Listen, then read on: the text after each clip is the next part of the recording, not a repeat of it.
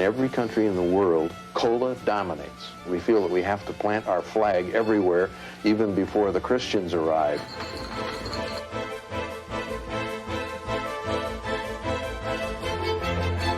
Cola's destiny is to inherit the earth.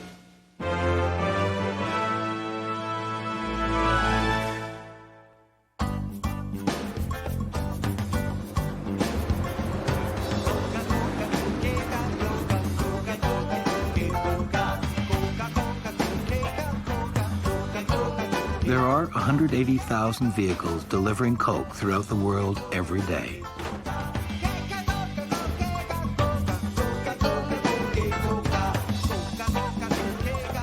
That sounds like a lot, but there are still cultures whose main beverage is, say, water.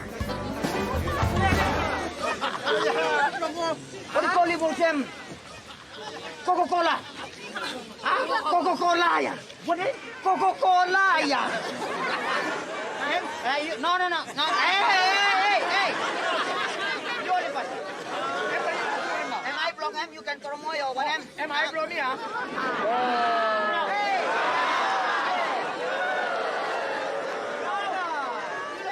You throw more yourself. You throw more. And that's it, okay? You pilih mo sa him. Pilih mo sa him. Kiss him now.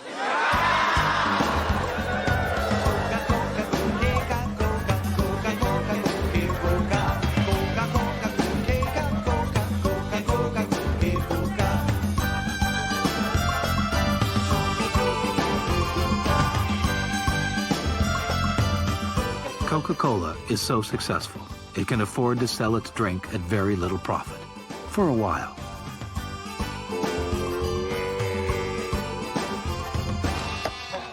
There will come a day when young Tuaregs are spending money, and Coke wants to make sure they've acquired a taste for the real thing.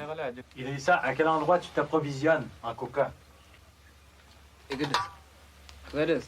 Agadez? Oui. Et c'est combien d'heures de voiture à Agadez? Awatanamuda. Tu préfères le thé ou le coca? Ma ana shahi wala. Eh.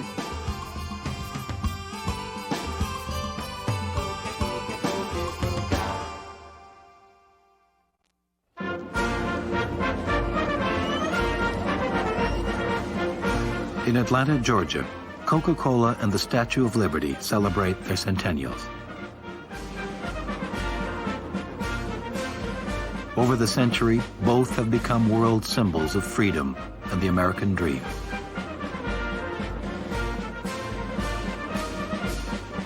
But the man who is head of the company wants to make Coca-Cola more than just the world's most successful brand of all time.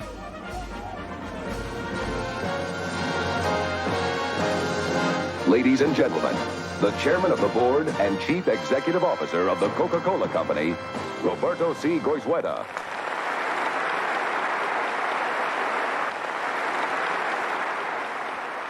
Right now, at this point in time in the United States, people consume more soft drinks than any other liquid, including ordinary tap water. If we take full advantage of our opportunities, someday, not too many years into our second century, we will see the same wave catching on in market after market, until eventually the #1 beverage on earth will not be tea or coffee or wine or beer. It will be soft drinks, our soft drinks.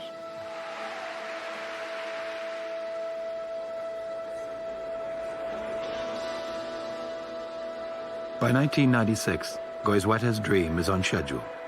Coke is the #1 soft drink in the world. Coffee, tea, and wine are the company's next targets. This year, Coke is pouring millions of dollars into the Olympics to be held in Atlanta. And at the torch rally leading up to the Games, the Coke logo is as visible as the Olympic rings. Thank you very much. Good evening, everybody. Coca-Cola is honored to be the presenter of the 1996 Olympic Torch Relay because it allows us, together with the Atlanta Committee for the Olympic Games, share in the Olympic spirit with more people than ever before. And that's what you're seeing here tonight. sharing of community, which is what the Olympics truly represent.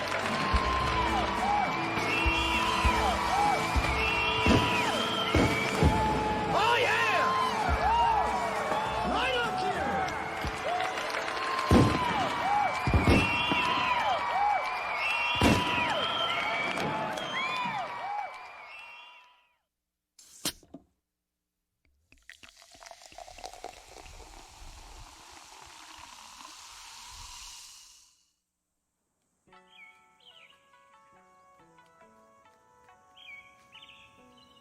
Since the 4th century, the Chinese have been cultivating tea.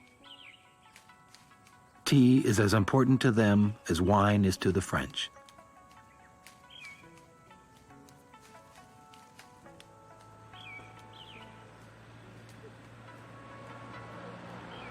But if the Coca-Cola company has its way, all that will soon change.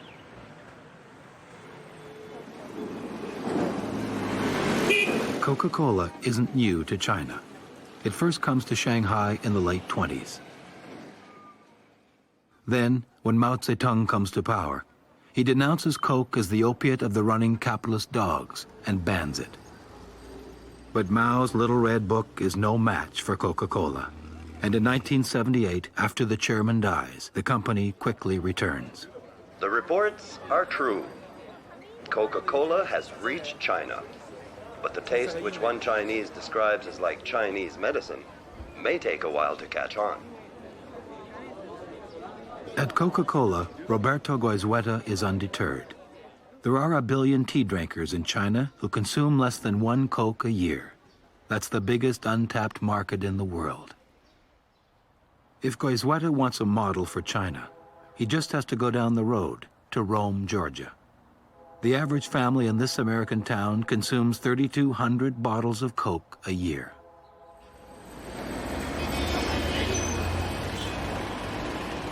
Coke would love to sell every Chinese each year what the Rome Georgians drink in just one day. But in China, there's a problem brewing that even for Coke is a formidable challenge. In Asia, Coca-Cola faces tea cultures. There, the drinking of tea is a serious problem to them because every time someone drinks a cup of tea, they're not drinking a bottle of Coke. So that the aim for Coke is selling beverages, but to do that, they must make war on other beverages, and that engages them in an inadvertent cultural war, which will look very much like a new form of imperialism.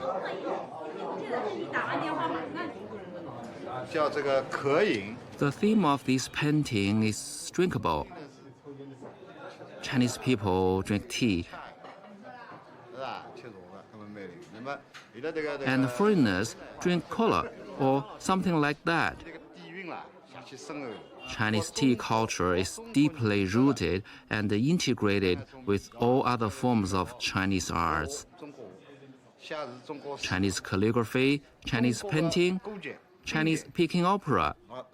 It doesn't matter what the song is, the essence is its lingering charm, and this is mingled with tea.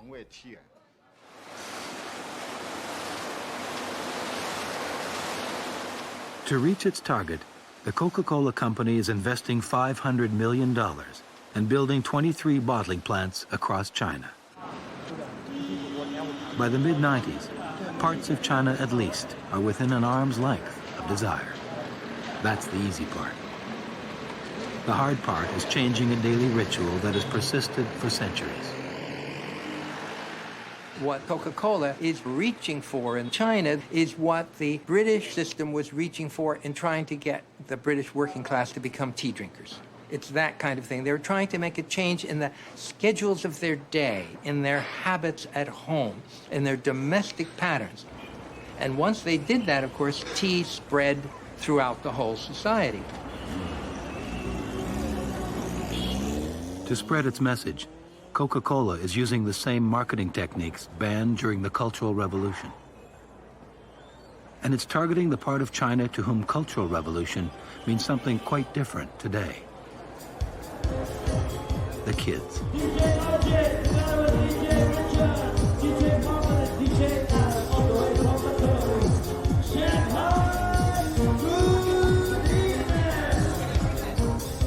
I would say the influence comes from the West, from television, from MTV, and especially from breakdancing. We've seen a lot of it. Now in China, disco reflects young people's love and admiration for culture.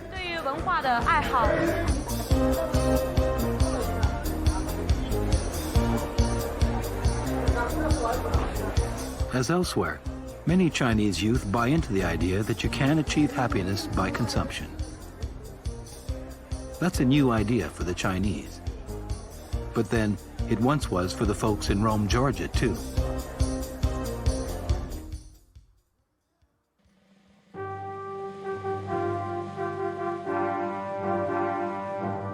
France, they have another idea. You can achieve happiness only in liberty. In the same year John Pemberton creates Coca-Cola, the French give the United States a statue dedicated to this belief. A half-century later, American troops transform the symbol into deed. They help liberate France. But with the American troops comes an invasion of a different kind. This time it's not an army, but a dark and fizzy drink. And it's threatening two of the things the French value most, wine and pride. The Coca-Cola affair enters just after the Second World War and becomes a cause célèbre. The whole affair of what was called Coca-Colanization, that is, the necessity that some French felt of resisting the entry of Coca-Cola into the French market.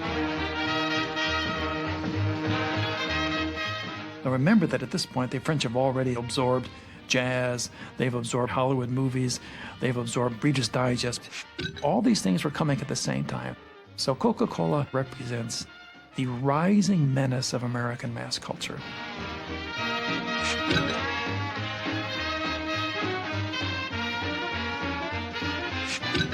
At that point, they hold up the notion that wine, the national beverage, is absolutely crucial to French identity. That is, France can be defined less by language, less by history, less by religion, but it can be defined by its national beverage.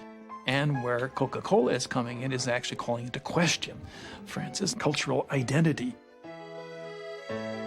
Sharing a bed with a shapely American bottle is just too much. The now raucous debate goes all the way to the French Chamber of Deputies. The culture minister accuses Coke of being addictive. He introduces a bill to ban it. Meanwhile, the Coca-Cola company comes in force to fight this.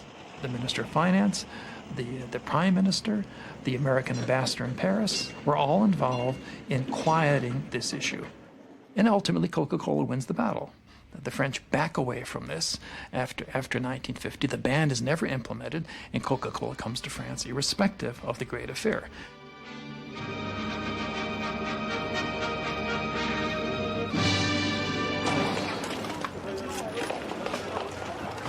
"30 years later, France once again feels imperiled by Coke.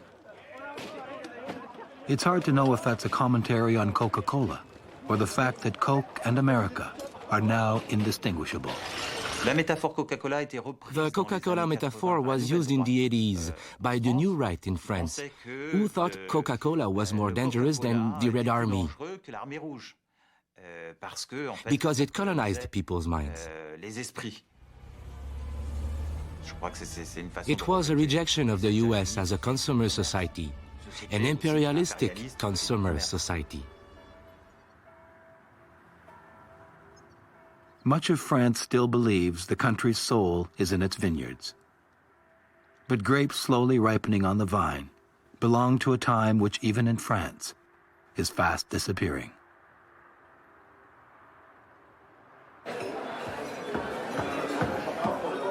France is changing, and France is changing for the worst, culinarily. I don't think there's any doubt that French cuisine is going downhill, and that the reason for it is the impact of a different kind of social and economic system on France. And it has something to do with the relationship between food and family. In the United States, we've cracked the relationship between food and family. People no longer eat a lot of their meals together. The French still think you eat with your kinspeople.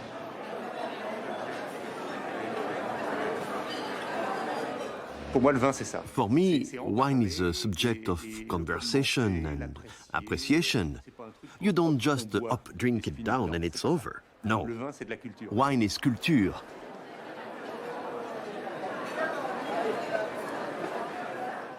Coca-Cola was the devil's drink. It is not refined. You see, for a gourmet, Coca-Cola is always the same. However, there are thousands of different wines. They are subtle, they have texture, body, flavor. These things you don't have in Coca-Cola.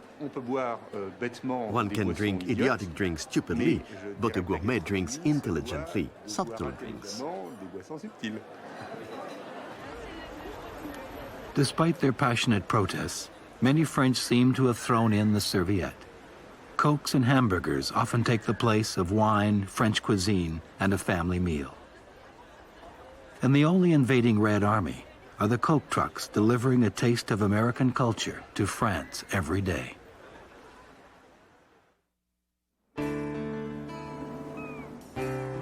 In America, cuisine occupies a different place in the national landscape. The crowning achievement may be the humble burger, greasy fries, and a Coke to go. Just don't tell a real American you got a problem with that. Coca-Cola, Kentucky Fried Chicken, McDonald's, they all work with each other. What do McDonald's have inside their restaurants? Coke, Pepsi, what is it? You know, see, I don't even want to use the word D-I-C-K. They do each other up the ass. They work with the governments, corporations, Coca-Cola, Pepsi, multinational, transnationals. They all work with each other. They all destroy the earth. Wrong. And you're going to blame McDonald's for serving good hamburgers. I'm eating right now a Big Mac. You look unhealthy. You don't look like you can walk.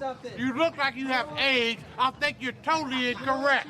Why are you coming on McDonald's? And I'm not representing McDonald's, but I grew up on McDonald's. I'm American. That's all right, so did I. Okay? I don't do it anymore. I was on the other side of the fence. Okay, but I grew up on McDonald's. You know what that is? That's a drug addiction. You know what it is? You're a drug addict. It's a good Big Mac. That's you're what an the hell it is. It's a drug addict, man. That's a good Big Mac. You know, when we look at the immense global popularity of American products, you know, one of the questions is why? Part of the answer is we're selling America, and America as a product is a pretty impressive product. You know, it is a product that combines opportunity and some, at least, more social justice than a lot of countries have, and it represents a lot of pretty good things, you know, that you and I think most people would cherish. The other side is the discovery Americans made that if you sell to the 12-year-old, and thus to the 12-year-old in every human being around the world, you're going to have a much easier time than selling to the 30-year-old or the 50-year-old.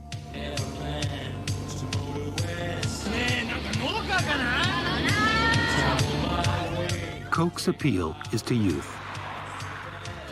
Nobody does it better. And the best thing is, at least from Coke's point of view, kids everywhere are starting to speak the same language. Hi. Hi. What can I get for you? Full Coca-Cola. Oh, okay, sure. そこには冷たいコカ・コーラが待っていた。 It can be argued that Coke, in a certain sense, represents the American dream because it's one of the most powerful symbols of our society and its achievements. It has become the epitome of what it is to be American. And therefore, people who consume it feel that they are in some way taking part. They are consuming part of us. If you want to, you could call it a kind of symbolic cannibalism because they're consuming something we produced and becoming like us by virtue of it. 爽やかになるひととき。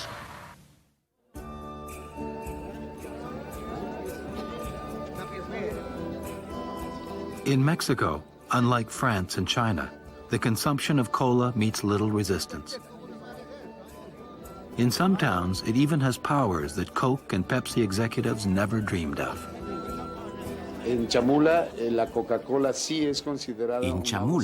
Coca-Cola has become a part of most rituals, including the healing ritual of the shamans and the purifications that they used to do with cacao. Pero donde más impacto tuvo It's had the most impact on indigenous communities where its influence has been so great that it's become a holy water.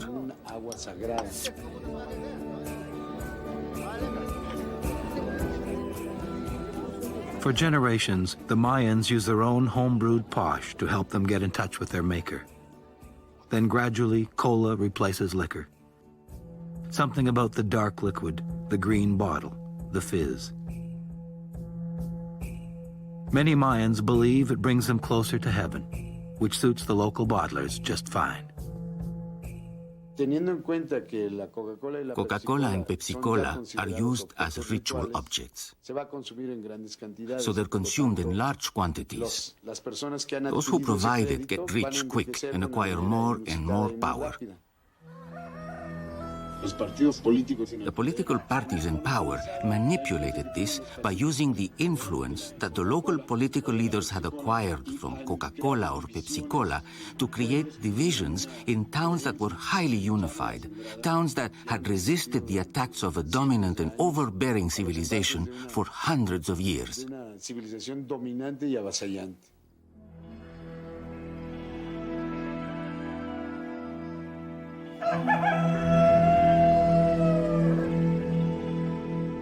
When we talk about the power of multinational corporations like PepsiCo and the Coca-Cola Company around the world, there's a tendency to think in political terms they don't really have much power because, after all, how many tanks does Coca-Cola have? How many troops can PepsiCo put in the field?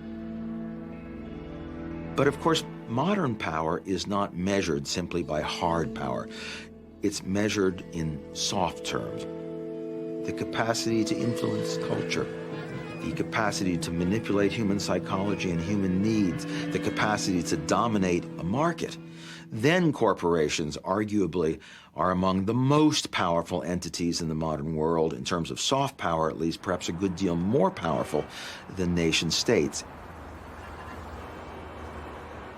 With a market value of $150 billion, the Coca-Cola Company is one of the world's most powerful corporations.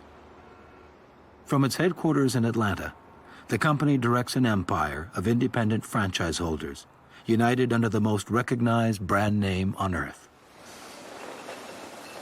These independent bottlers purchase Coke concentrate, then bottle the drink locally. Coca-Cola always maintains it's just selling soft drinks and doesn't interfere with local politics. Sometimes this policy works. Sometimes it gets Coca-Cola into serious trouble. By the late 1970s, Coca-Cola ran into a problem which they really didn't want to deal with in Atlanta. Down in Guatemala City, some of their unionized employees who were trying to start a union, began to be murdered.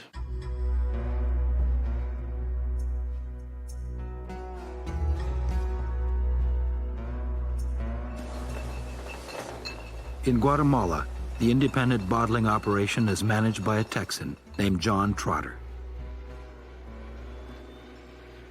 Trotter does get involved with local politics, and there are three things he can't tolerate: Pepsi, communists, and unions.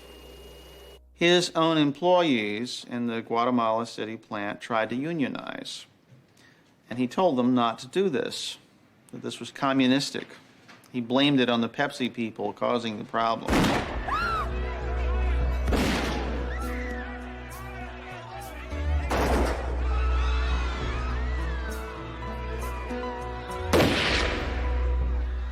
There was an enormous furor about this internationally, and the people at the headquarters of Coca-Cola at first refused to get involved because they said, look, this is an independent bottling plant. We can't tell them what to do, and there's no evidence that they're doing anything wrong.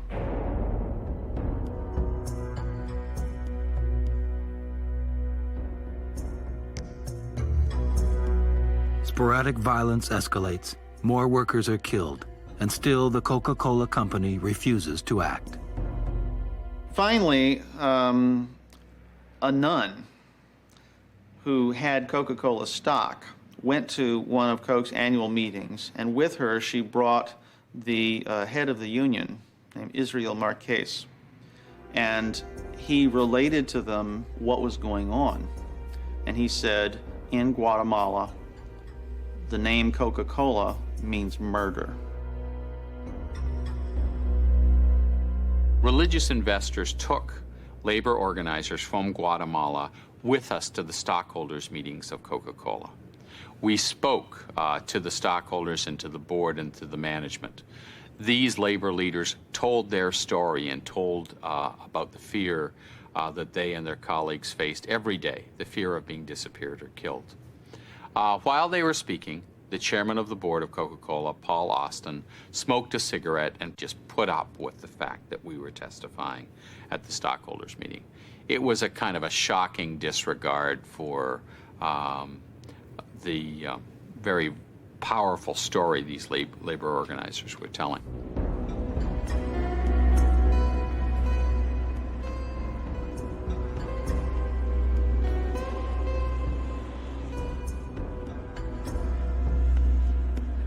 It wasn't until Roberto Goizueta came in 1981 that the situation was finally resolved. They never did prove conclusively that the man in charge of the plant had been ordering these murders. But they did help to buy him out. The company provided the money to help a Mexican bottler buy him out, and the murders stopped.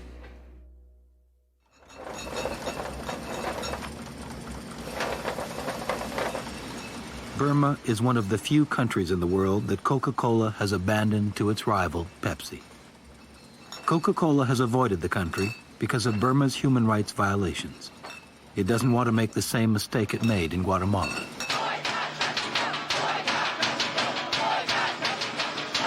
After several years, the attacks against PepsiCo are becoming an embarrassment. Generation X is dumping the choice of a new generation. UW students and the Free Burma Coalition held a rally to boycott Pepsi this morning. The United Nations ranks Burma's military government as one of the world's top human rights violators. Protesters want Pepsi to stop production, and Pepsi says they can do more good in Burma than it would do by leaving. It becomes convenient for many companies to say that a human rights demand is a political demand, and therefore they are not a political entity. They're a commercial entity. The reality is much more blurred, however. Business decisions have political implications. Business decisions impact human rights. One of the dilemmas we face with Pepsi-Cola is the company consistently hides behind the myth that in Burma, by doing business there, they're automatically going to make a contribution to economic growth and to democracy. Faced with mounting evidence that, of course, there's tremendous repression in Burma.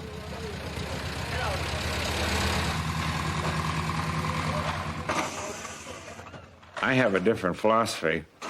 I think that you will open up the society. You have a better chance of opening it up by communicating, by having tourist, cultural exchanges, business people going back and forth, more than you will by putting an iron fence around. As people get more money, more industry comes in, more people travel back and forth, the human rights problems disappear. But the human rights problems in Burma don't disappear, and eventually PepsiCo decides to pull out.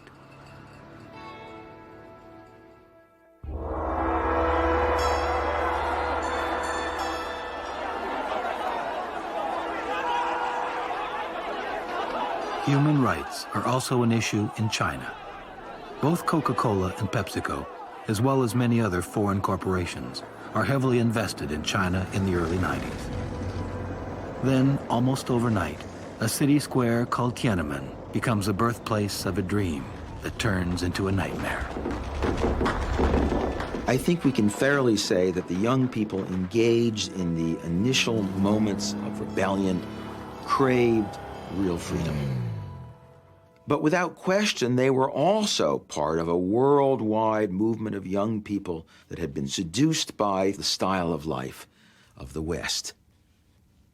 So I think we have to say that the revolutions had dual purposes. They had civil and political liberty as their aim, but they also had consumer freedom and a lifestyle, shopping, in mind. But if we think that democracy is nothing but the right to shop, then I think we can say that China today is the world's greatest democracy. To that degree, the students in Tiananmen Square have been betrayed by their own yearnings to be consumers as well as citizens. My dream, I think, is make money to the degree that I don't have to worry about money. I don't ever need to think of money. So that's my dream. I think the dream is you can do anything you want. This one don't need to argue because it's a basic instinct. Basic instinct. I think in this society, in nowadays world, if you want to do something you like, without any limitation or something like this, you should have too money. I don't worry about the Americanization. Because you already have your own ideas. You have already grown up. But to the kids, we have the task to teach them something about our culture. We should absorb something good from other cultures. So the Pepsi, for example, Pepsi, I think okay. If the young people will taste it good, they can have it. It did bring something other than drink itself into China. Right. So if you like it, you will say, hey, he brings something new. But if you don't like it, oh, it's a cultural invasion. Right, right, yeah.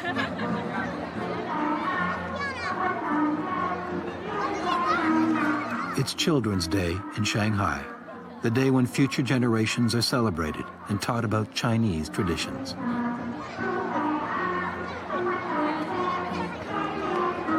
Since Tiananmen Square, much has happened in China. The dissidents have been forced underground, and there has been a revolution Mao never dreamed of.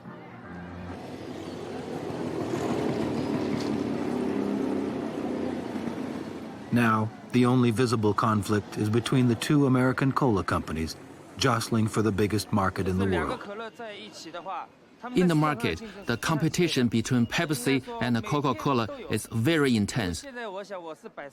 It's there every day. I think of Coca-Cola as my opponent, like in the war. It's my enemy. I want to wipe it out.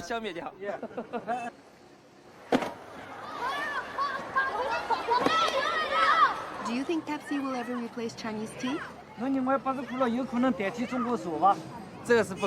That's impossible.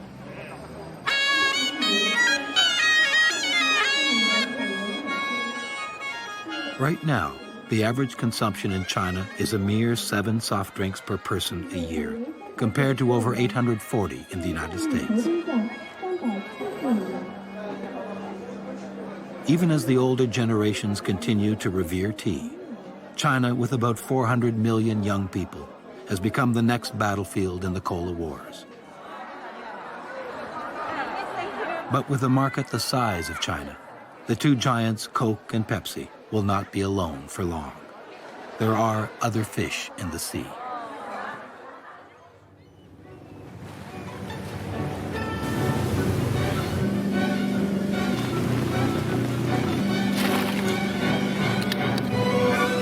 For years, you've been fed the same old line, that there are only 2 great-tasting colas to choose from.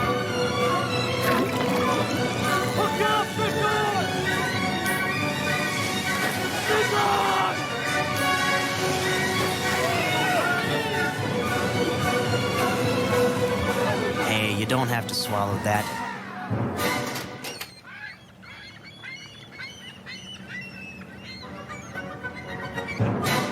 In the 1980s is private label and the growth of private label in supermarkets. Then a gentleman called Dave Nickel arrived on the scene in Canada. And what he did is he said, if I make my private label products better quality and do a professional branding job with them, maybe I can carve out some of this large soft drink market. What we are selling is value. Value is a combination of both price and quality. And the samurai consumer today is not interested in polar bears drinking Coca-Cola. They are interested in going into a store and buying a product that is either superior or equal to the national brands for $2 or $3 less. That's what they're after, and that's where the world is at today, and that's why Coke and Pepsi are passé. So he contacted a company called Cop Beverages, who purchased the old RC Cola capability, reformulated it, and started promoting what became known in Canada as President's Choice Cola. Coca-Cola and Pepsi-Cola ignored us for 2 or 3 years, and as a result, over the last 3 years, both of them have lost hundreds of millions of dollars. In fact, 2 years ago, in Canada, it became so powerful that private label supply from Cop Beverages took over as the second largest cola company in Canada. They say the secret formula to virgin cola is so secret that even the man that invented it doesn't know what it is. After his Canadian success, Nickel teams up with a British partner, Richard Branson, to create Virgin Cola, and Coca-Cola explodes. Coca-Cola was really, it's sort of like, used to be run like the Masters golf tournament, you know, an old Southern tradition, gentlemen. But today, gee, I think Boss Woodruff would really be annoyed because it's more like run like the evil empire. When Virgin came out in England with their Virgin Cola, Richard Branson, they ran full-page ads right across the country, which said, if somebody tells you that they've got a product that tastes like Coca-Cola, don't buy it. So, you've been drinking the same brand of cola for years. When along comes Virgin Cola. Yeah, Virgin Cola. Try dabbing a little bit behind your ears. You'll find it makes you Irresistible, so the opposite say. Virgin Cola is an immediate hit in England. A year later, Branson brings his cola across the Atlantic.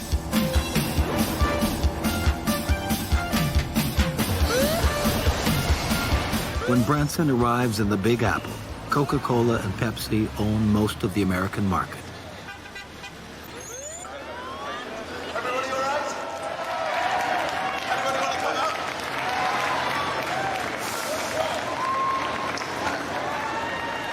Dave Nickel couldn't be happier. With every Virgin Branson sells, Nickel gets a little richer. And the great thing about Richard is he gets all of this publicity and pays for just none of it. Gentlemen, this way, please. Avoiding much of the enormous cost of marketing is how Nickel and Branson think they can undercut the big boys.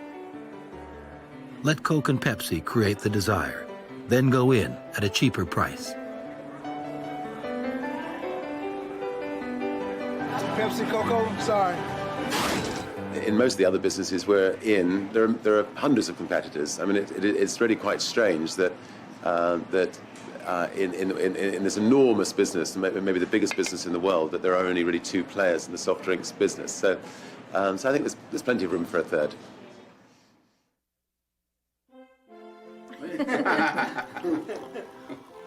At the Ritz-Carlton in Montreal, a group of wine tasters are gathered. In a blind taste test, they will select the finest cola amongst the 3 top vintages in Canada. Right now, they are tasting cola number 1.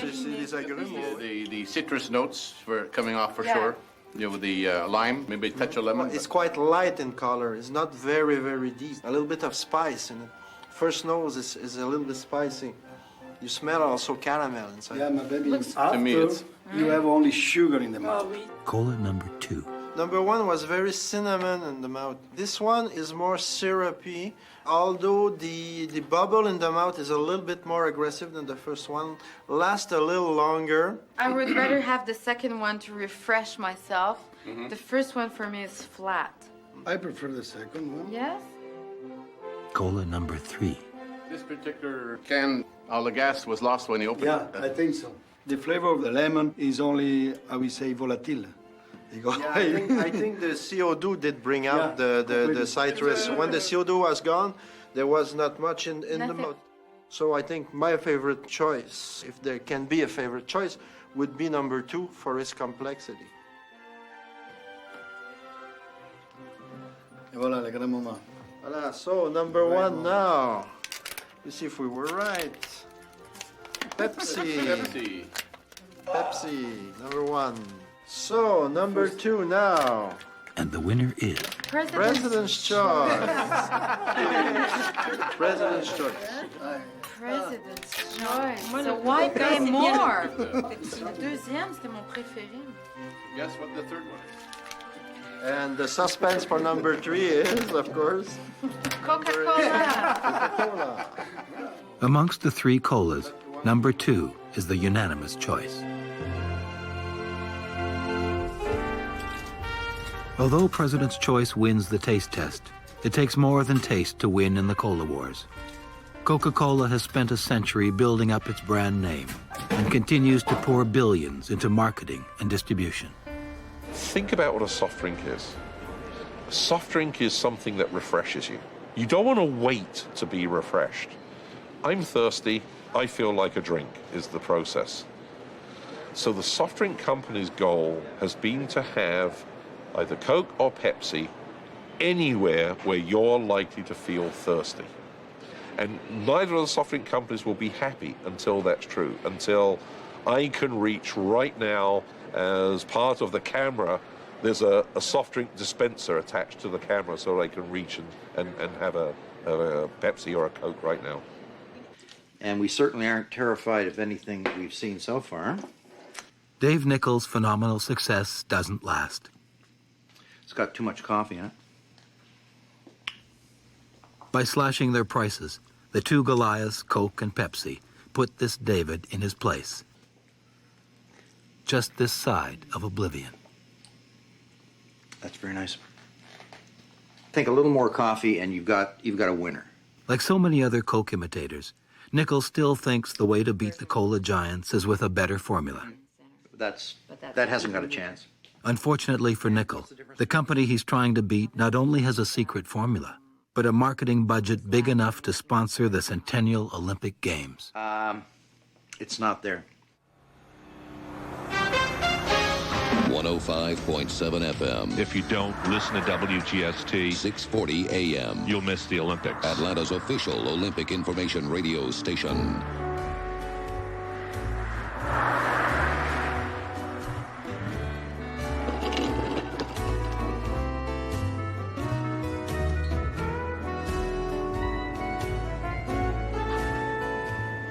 One of the ironies of modern corporate culture is that some of the largest, most successful corporations, like Coca-Cola, may actually outlive the American culture, which it is used as the basis for selling. Because unlike the United States, Coca-Cola now has a global footing.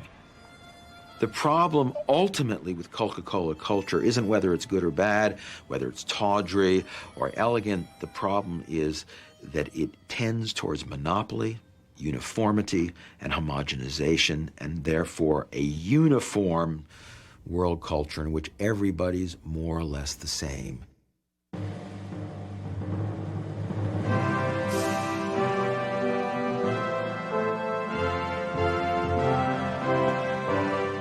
In July of 1996, the Coca-Cola sponsored torch that months earlier began its run across America nears its final destination.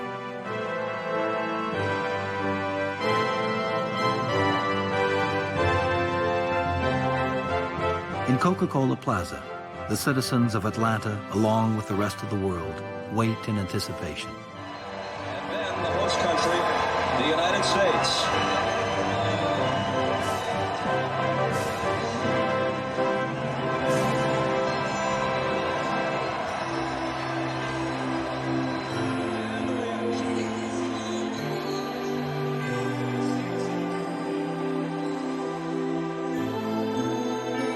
Coca-Cola has spent hundreds of millions of dollars in advertising at the Olympics. Now it's payback time. Over the next 2 weeks, billions of people worldwide will tune into the games. They'll see the world's best athletes doing amazing things. And they'll see the Coke logo everywhere.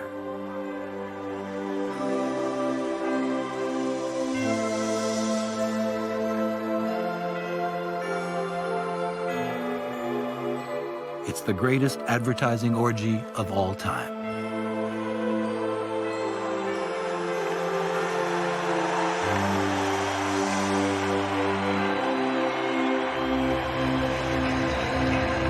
I declare open the Games of Atlanta, celebrating the 26th Olympiad of the modern era.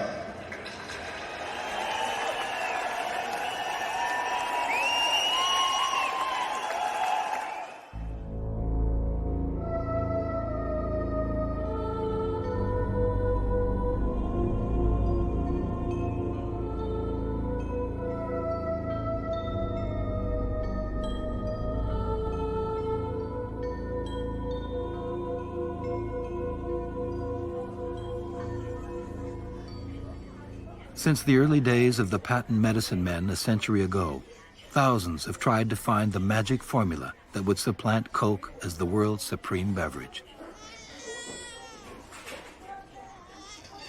Perhaps here, far away from Atlanta, in the back alleys of Shanghai, one of those dreamers is succeeding.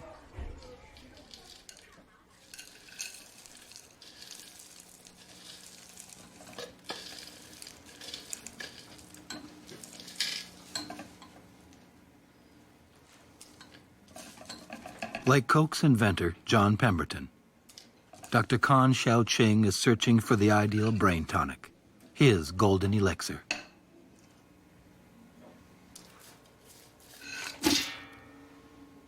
With dye flour, jade butterfly, spring chrysanthemums, sugar, and water, Dr. Kan is brewing a drink for the 21st century. It's delicious and refreshing, and it'll cure what ails you.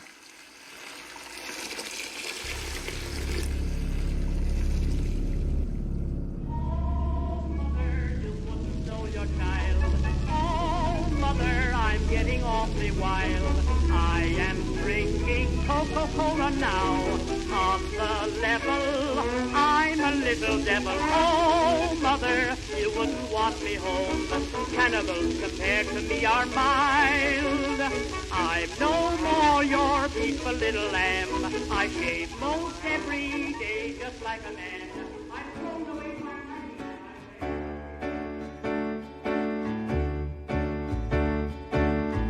As the Atlanta Olympics comes to a close, the Coca-Cola company sees its investment pay off handsomely. In the Olympic year, Coca-Cola's sales topped $18 billion, more than the gross national product of most of the nations taking part in the games. Georgia, Georgia. The company expanded to nearly 200 countries and increased its market value by 40%. Throughout the world, Coke is outselling Pepsi by more than 2 to 1, and private label colas are no longer a threat.